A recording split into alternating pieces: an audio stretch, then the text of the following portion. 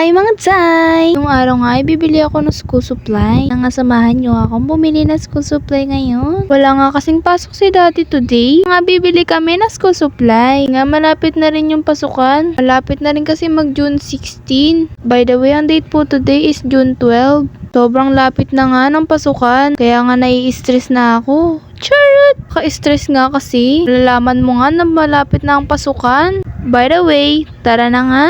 Ang araw nga pala yung vlog na to. Isang kagabi, isa ngayon. Ngayon ko na nga lang to ipopost. Pero ngayon ko rin to inedit. Na naman talaga akong masabi. Forward na ba natin? Charot! Ayan nga, nagpaganda pa nga siya. Kahit di naman siya maganda. Charot! Ayan na nga guys, matutulog na rin talaga tayo. Ako lang pala. Wala pala kayo dito sa bahay. Bye! Good night! See you later! See you tomorrow! Ayan nga, kakagising ko nga lang. Di nga halata nakakagising ko lang. Pero ang totoo, kakagising ko lang talaga niyan. Ang aga ko nga nagising today. Napakalamig nga kasi, kaya napasarap ang tulog ko. Pag masarap nga ang tulog ko, maaga nga ako talaga nagigising. Ayan nga, lumabas na nga rin ako ng kwarto. Nakita ko nga si daddy naglalaba dito. Bilib nga naman talaga ako dito kay daddy. Kasi nga kahit umuulan ay naglalaba pa rin siya. Kahit nga mahirap matuyo. For the go! Ayan nga ang oras today. Pakti nyo kinakaya ang pogi ng tatay ko. Nga inutusan na rin ako dito ni daddy. Bumili nga daw ako ng toyo tsaka ng kalamansi. Kasi nga kakain na rin kasi kami. Kasi mamaya-maya nga ibibili na rin kami ng school supplies. Kasi nga naisipan ko i-vlog to. Kasi nga guys, yung pinost ko nung nakaraang vlog namin. For the go kasi. Post po siya. Kaso cut nga pala yung video. Nga umabot yung video sa dulo. Kaya nga babawi tayo today. Nga lang yung second vlog namin. Okay na to. Kung nga sa part na to ay bumibili na nga ako. Nga naman kumakain ako. Char, di ko na nga nabidyoan yung kanina. Kasi nga may hawak akong kalamansi at saka toyo. Nahihirapan din kasi ako kasi may hawak akong cellphone. Ayan nga, sa part nga na to ay kakaligo ko lang. Obvious naman. Char, eto nga kukunin ko yung cellphone ni daddy. Kita nyo nga yung oras. Ang oras nga ngayon ay 9. Baliktad nga lang siya. Naliligo na nga si daddy dito. Ako naman, ito lang, tamang chill. Ayan, pinas-forward ko na nga lang yung video. Para nga mas madali na lang mag-voice over. Wala na nga rin kasi akong masabi. Nga kasi ako gaano madalda dito. Pero pag na-meet nyo nga ako sa personal, madaldal nga talaga ako. By the way guys, kung di ka pa nga nakasubscribe sa aking YouTube channel, mag-subscribe ka na. Huwag nyo na rin kalimutan mag-follow sa aking Facebook page. Follow nyo na nga rin po ang Facebook namin ni ate, Prisha Vlog. Kasi nga pag hindi ako nag-upload sa YouTube, dito nga ako nag-upload sa Facebook. I-upload ko na nga lang din to sa YouTube. Matagal-tagal na nga rin kasi yung last post ko sa YouTube. Kaya nga naisipan kong i-post ko na lang to sa YouTube at saka sa Facebook. Ayan nga, papunta na nga rin kami sa palengke.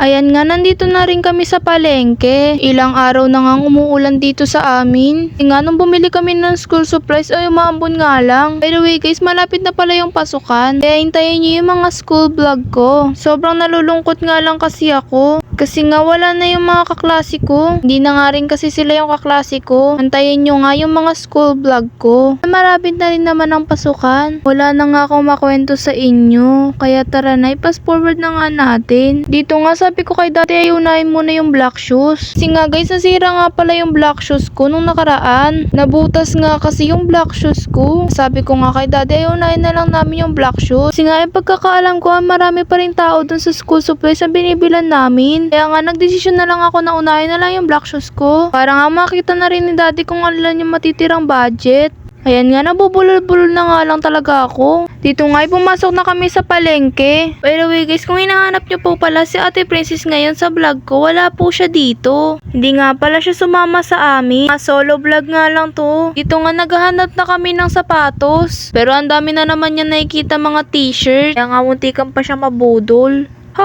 Budol-budol yarn. Dito nga nakita na namin yung mga sapatos. Pero lumiko pa rin siya kasi nga hindi ko bet. Gusto ko nga yung medyo matibay naman. Para nga next school year di na ako bibili ng black shoes ulit. Talagang naghahanap nga kami dito ng black shoes na matibay. Pero alam ko wala nga talagang matibay dito. Kasi nga lahat naman ng black shoes dito ay hindi matibay. Yung goma nga lang ata yung matitibay dito. Ayan, sa part nga na to na nakakita na nga talaga kami ng black shoes. Ayan, makikita nyo nga dito sa vlog na to. Syempre, pinapanood nyo. Ayan nga pala yung mga black shoes today. Kinakabahan nga ako sa part na to. Kasi nga feeling ko wala nga magkakasya sa akin dito. Kalaki naman kasi talaga ng paa ko. Feel ko nga wala magkakasya sa akin dito. Kaya nga, ba ng auntie nyo. Ayan ang ending nga, may nabili na rin kami. Buti nga may kumasya pa sa akin dito. May size 40 din kasi sila. Pili ko nga palang size ay 40. Kasi nga para sakto na rin sa akin. Yung size kasi ng paa ko 39 to 40. Eh yung mga sapatos nila dito puro 37 pababa. Nga naman talaga kinabahan ako kasi nga dito nga lang talaga yung pinakamura. Ay, mahal pala. Sana all diba minamahal. Ay, mali. Kasi. Ito na nga kami sa YSS. Pinaiwan na nga namin dito yung black shoes tsaka yung payong namin. Kasi nga ba walang mga gamit sa loob. Kakalituhan nga talaga dito. Bibili na kasi kami ng school supplies. Kasi tapos na kami sa black shoes. Let's go! Ito na nga na-videoan yung pagkukuha ko ng mga gamit ko. Kasi nga sobrang dami kong ang dala-dala. Kinuha rin kasi ni daddy yung cellphone ko. Yan nga yung basket namin. Sobrang dami nga naman talaga ng mga tao dito. Wala naman kasing pasok ngayon. Sahod din kasi kahapon. Kaya talaga maraming bumibili ng school supplies. Malapit na rin kasi yung pasukan. Anyways, dito nga sa part na to ay malapit na rin si daddy sa pila. Bagsak pa nga yung basket. Naman sinisipa-sipa niya nga kasi. Di niya na nga lang kasi kamayin. Pero ya mo na, discard niya yan. Char! Kung makabili nga talaga ako ng school supplies, kala mo talaga nag-aaral na mabuti. Char! Ayan, pinas-forward ko na nga kasi sobrang tagal ng pila. Dito nga sa part na to ay nagbabayad na rin si daddy. Na nga lang binidyohan ko dito. Kasi nga wala rin akong taga-video. Pasensyaan nyo na rin kung medyo malabo yung video. Kasi nga cellphone nga lang talaga yung pang vlog ko dito. Wala nga rin talaga akong taga-video. Si daddy na nga lang talaga yung binidyohan ko dito. Pagkatapos nga namin bumili ng school supplies tsaka black shoes, pumunta na nga rin kami ng barbershop. Kasi nga magpapagupit na rin si daddy. Parang wala naman talaga siyang buhok. Char! Parang may pantal ako. Pero okay na yan. At least may school supply tayo. Char! Yung barbershop dito. Ayan nga yung school supplies ko tsaka black shoes. O diba, bongga? Si daddy na nga yung next na gugupitan. Kaya nga nilagay niya na yung bag niya dito. Kinuha ko na nga rin yung cellphone niya sa part na to.